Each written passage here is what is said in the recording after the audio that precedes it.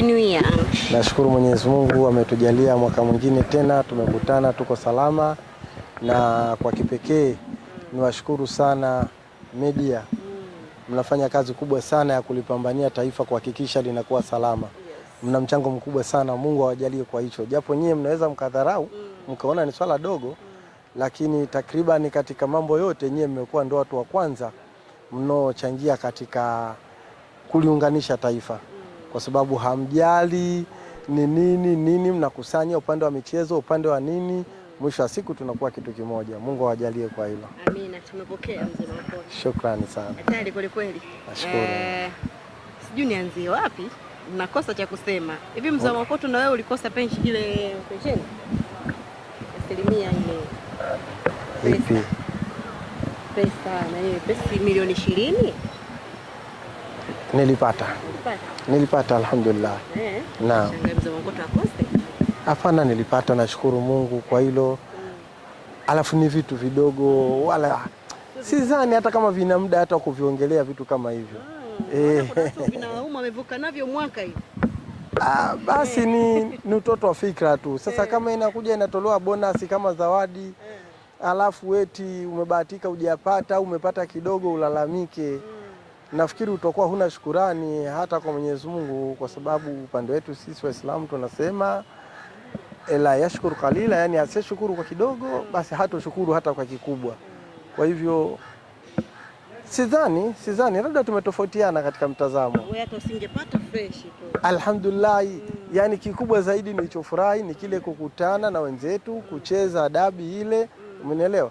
Naumia tu kwa sababu dabi ilivurugika. Naomba Mwenyezi Mungu kama kuna uwezekano ifanye lolote ili turudiane tena. Kwa sababu kama utakumbuka katika mechi dabi ile mimi nilikuwa ni daktari wa upande wa timu yangu. Na niliumia sana kwa sababu goalkeeper wangu aliumia kabla hata hajaanza kudaka hata shuti moja. Aliumia kwa kweli. Nilienda kumfanyia huduma ya kwanza pale na takribani nisingetokea kwa wakati, angeza hata kuzimia. Maana pumzi zilibana kabisa. Mwili mkubwa mna pressure. Alikuwa na tension kubwa sana ya mchezo. Hatari kweli kweli. Hebu tuambie, tunaona mmeanza kushusha vyuma vipya. Tunamwona Damalo, tumemwona Emmanuel. Maneno mengi yamekuwa kwa Emmanuel bwana, tunaona cheki CV yake, wanaona Yanga wametazama nini hapa?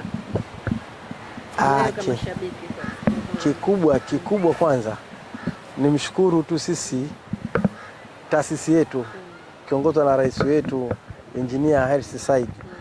Nasema hawajawahi kukosea. Naposema hawajawahi kukosea kwa maana ya kwamba ni timu pekee ambaye ikiona mchezaji wamemsajili na hajaenda na matakwa yao, basi hata kama angekaa siku 2 wako tayari kuvunja naye mkataba na akapewa stahiki zake zote na akaondoka. Nafikiri sio swala geni hili, kama unafuatilia historia ya Yanga umeaona hayo. Na kila anachotuletea sisi ni kitu sahihi kwa sababu tuko kwenye piki na tuna nani. Kama ni timu ilitakiwa isheki basi ilikuwa ni sisi, baada ya kocha ambaye tulimtegemea Romain Folz, sawa, kutupa negative effects, lakini unfortunately ndani ya wiki 2 akapatikana kocha mwingine na akarecover, tukawa na furaha kupita ile. Sisi ndio tunasema kama kutupatia basi Engineer anatupatia kweli kweli. Yani kama kutupatia basi anatupatia kweli kweli. Maana yake anaweza akafanya kosa la 20,000 alafu akawalipa 80,000. Hata wewe utaongea? Kuna wachezaji wamekuwa wakisajiliwa Yanga kupata namba ama kucheza, wanakuja kama wanasindikiza wenzao. Tumeona wakina Casemiro wako pale mpaka sasa hivi, kusema wana mechi ambayo kwamba ameonekana hakuna. Pengine wakaona Emmanuel naye sijakando wale.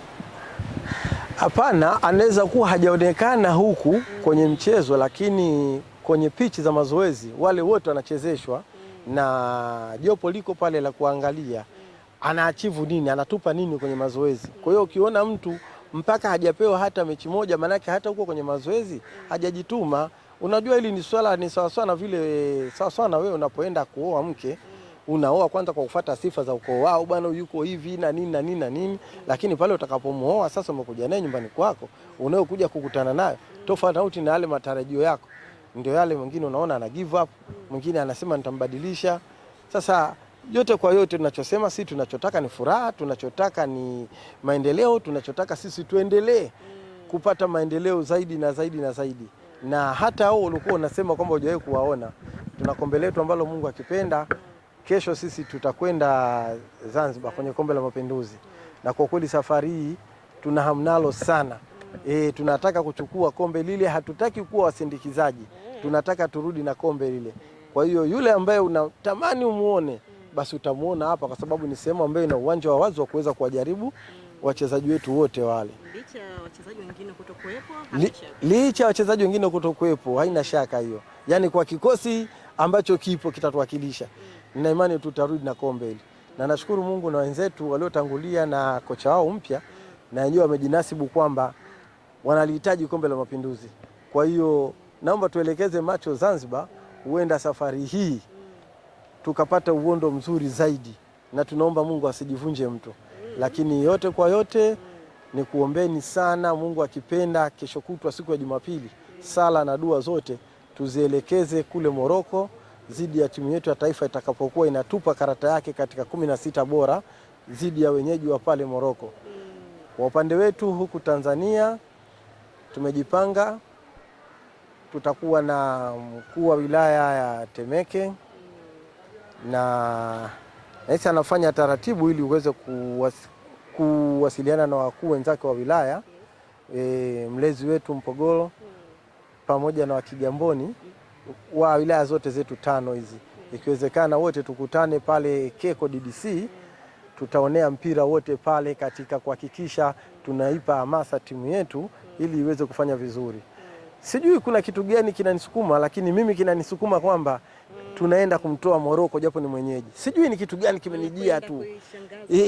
Yaani sijui kitu kila nikilala nikiamka kinanijia automatically tu kwamba tunakwenda kumtoa Morocco. Sasa kwa yule asiyeamini kwamba lolote kwenye mpira linawezekana, basi naomba aamini hivyo.